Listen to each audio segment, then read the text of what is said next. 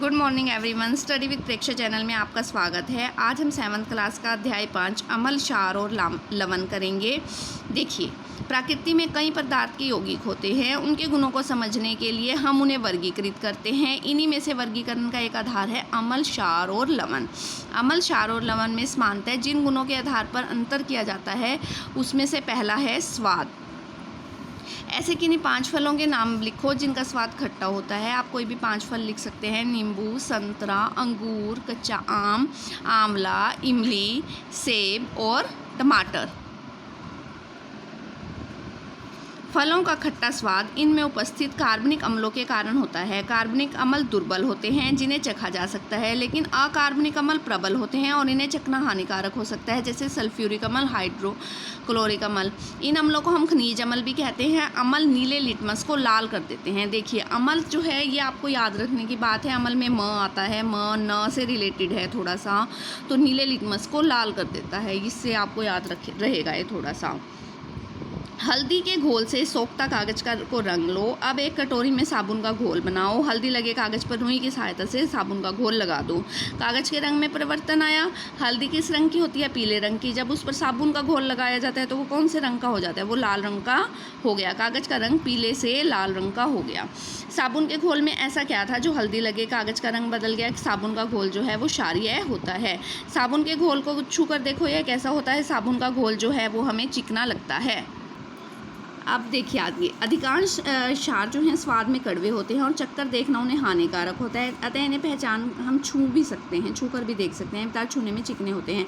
तुम अपने आसपास और पदार्थ बताओ जो छूने में चिकने होते हैं और क्षारीय प्रकृति के होते हैं। खाने का सोडा या मीठा सोडा, शैम्पू, साबुन, चूने का पानी।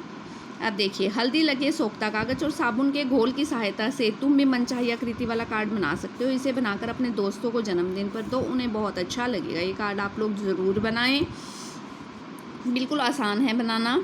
किन्हीं 4 ऐसे पदार्थों के नाम लिखो जो लवण हो और घरेलू उपयोग में लाए जाते हों। नमक, शक्कर, प्लास्टर ऑफ पेरिस, बोरैक्स, फिटकरी और लाल दवा। ये ऐसे पदार्थ हैं जो लवण है और घरेलू उपयोग में काम में लाए जाते हैं। नमक जो आप सबसे ज़्यादा इस्तेमाल करते हैं वो एक सबसे अच्छे लवण का उदाहरण है।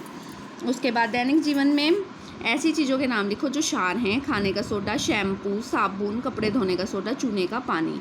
हम घरों में अम्लों का प्रयोग किन किन कामों में करते हैं? कोई 5 उदाहरण दो। सबसे पहले नींबू सिरका का प्रयोग हम खाने में करते हैं। नींबू से हम अचार बना सकते हैं, चटनियाँ बना सकते हैं। सिरके से भी हम बहुत सी चीज़ें बनाते हैं। दूध से पनीर बनाने में हम सिरके का प्रयोग करते हैं। बर्तन साफ़ करने में हम इनका प्रयोग करते हैं। कार्बनिक अम्ल पेय पदार्थ बनाने में इनका प्रयोग होता है। भोजन के पाचन में भी अम्ल का प्रयोग होता है। इस गतिविधि को करो और प्राप्त अवलोकनों को लिखो। सामग्री चाहिए आपको खाने का सोडा चुटकी भर, खाने का सोडा चाहिए चुटकी भर, मार्बल का टुकड़ा चाहिए, चौक चाहिए, नींबू चाहिए और एक कटोरी चाहिए। एक कटोरी में खाने का चुटकी भर खाने का सोडा डालो, उस पर कुछ नींबू के रस की बूंदें डालो। क्या होता है जब खाने के सोडे में नींबू का रस डाला जाता है तो बुलबुले बनते हैं। ये बुलबुले किस कारण बनते हैं? कार्बन डाइऑक्साइड गैस बनने के कारण बनते हैं। जब खाने के सोडे में नींबू का रस डाला जाता है तो बुलबुले बनते हैं, वो कार्बन डाइऑक्साइड गैस के बनने के कारण बनते हैं। मार्बल के टुकड़े या चौक के पर नींबू का रस डालने से क्या होता है? जब मार्बल के टुकड़े या चौक पर नींबू का रस डाला जाता है वही होता है, गैस कार्बन डाइऑक्साइड बनती है और बुलबुले बनते हैं। मार्बल पर अगर हम इसे डालेंगे तो मार्बल मतलब फर्श, मार्बल का फर्श होता है ना, वो खराब हो जाता है। अब हम आगे चलते हैं। फूलों से लिटमस बनाओ। कुछ रंग बिरंगे फूल लो, गुलहड़ का लो, बोगनवेलिया ले लो, बेरंग आदि ले लो। आओ जांच करें। किसी एक फूल की पंखुड़ियाँ तोड़ लो, इन्हें छन्ना कागज़ पर एक पट्टी पर रगड़ो ताकि पंखुड़ियों का रंग कागज़ पर उतर आए। अब इस रंगीन कागज़ की पट्टी से प्रयोग करो, जैसे हल्दी के कागज़ के साथ की थी वैसे ही। आपको ये जो गुलहड़ का फूल है वो आसानी से मिल जाएगा।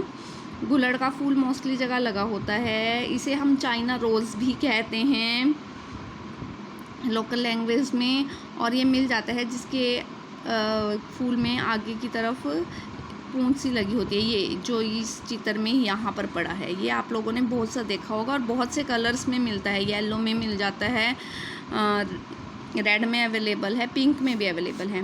क्या सारी चीज़ें गुलहड़ कागज़ के रंग को बदल देती हैं? उन पदार्थों की सूची बनाओ जो गुलहड़ कागज़ का रंग बदलते हैं। साबुन का घोल, नींबू, शैम्पू, सिरका, कुछ भी लिख सकते हो।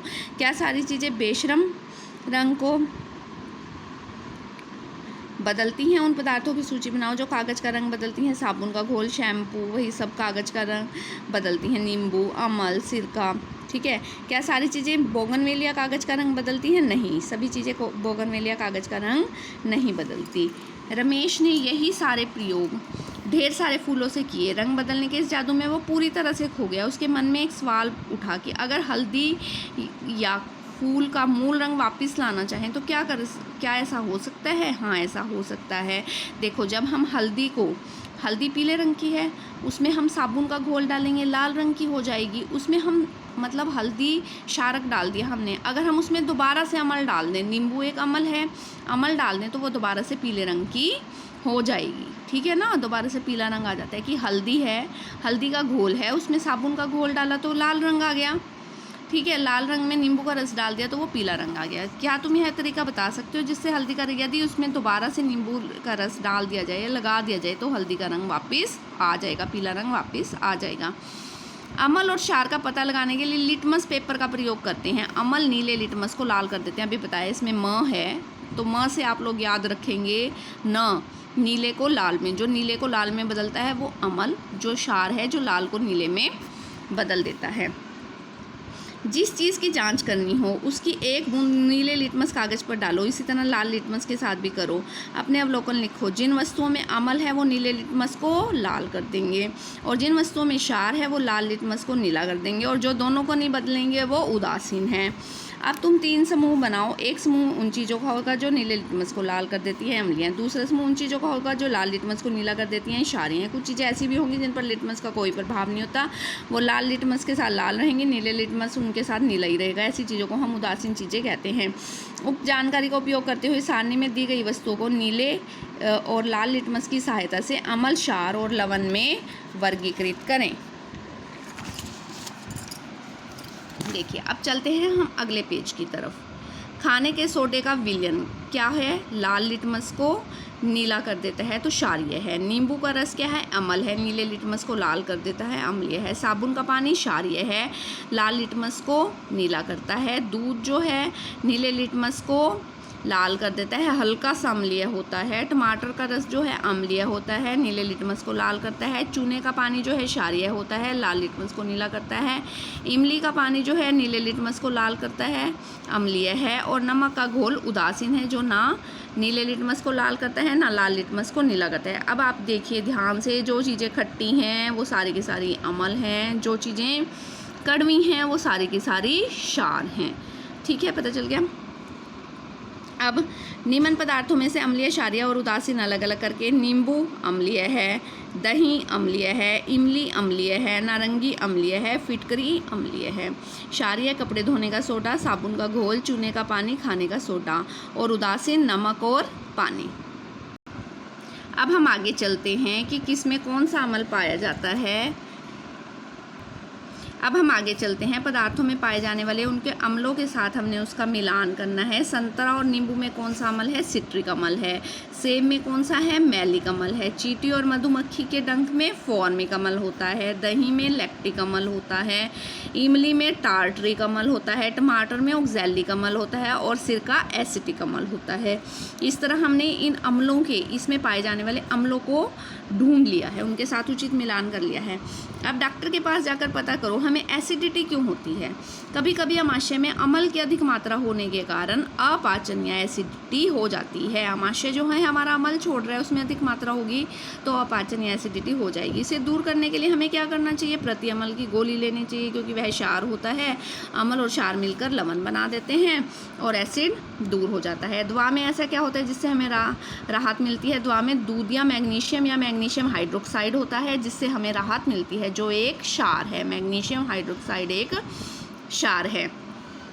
किसी किसान से पूछो यदि उसके खेत की मिट्टी की अम्लीयता या क्षारीय बढ़ जाती है तो वह तो फसल पर क्या प्रभाव पड़ता है? फसल की वृद्धि अच्छी नहीं होती। यदि अम्लीयता बढ़ जाती है और क्षारीयता बढ़ जाती है तो वह क्या करता है? यदि अम्लीयता अधिक हो तो उसे बिना भुजा हुआ चूना या भुजा हुआ चूना मिलाकर ठीक किया जाता है। यदि मिट्टी क्षारीय हो तो उसे जैव पदार्थ मिलाकर ठीक किया जाता है।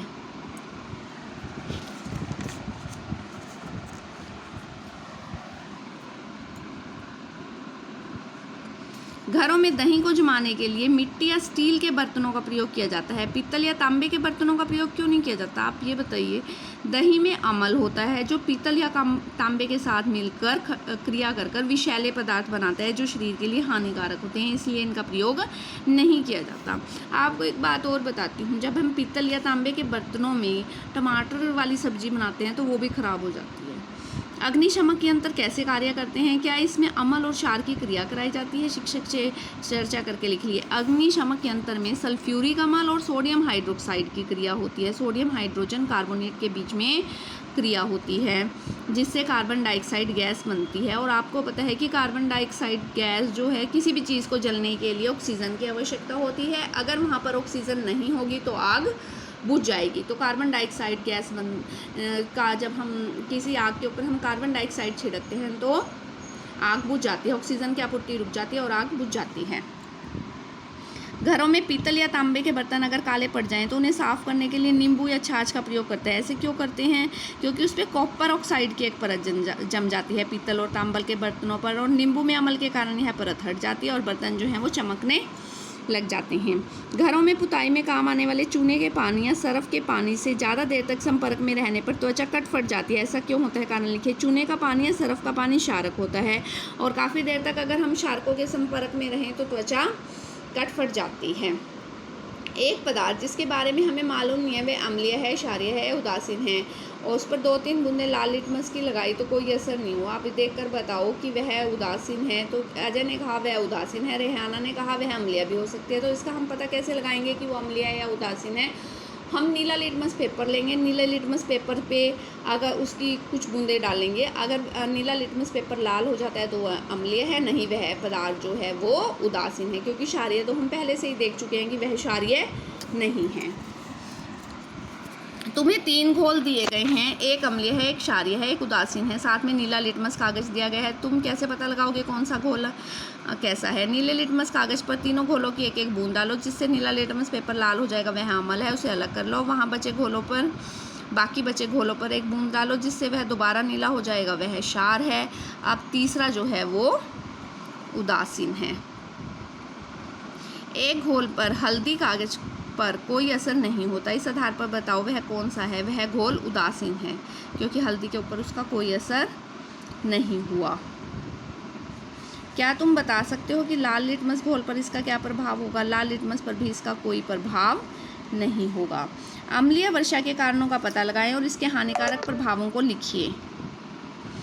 वर्षा जल अम्लीय carbon dioxide, sulphur dioxide, nitrogen dioxide जैसी गैसों के घुलने के कारण होता है। इससे कार्बनिक अम्ल बनते हैं। कार्बन डाइऑक्साइड से कार्बनिक अम्ल, सल्फर डाइऑक्साइड से सल्फ्यूरिक अम्ल, नाइट्रोजन डाइऑक्साइड से नाइट्रिक अम्ल ये बनते हैं। अम्लीय वर्षा जो है भवनों को, ऐतिहासिक इमारतों को, पौधों और जंतुओं को क्षति पहुंचाती है या हानि पहुंचाती है। अगर आपको यह वीडियो पसंद आई तो आप इस चैनल को ज़रूर सब्सक्राइब कीजिए ताकि आगे आने वाली वीडियो की नोटिफिकेशन आप तक आ सके। Thank you for watching.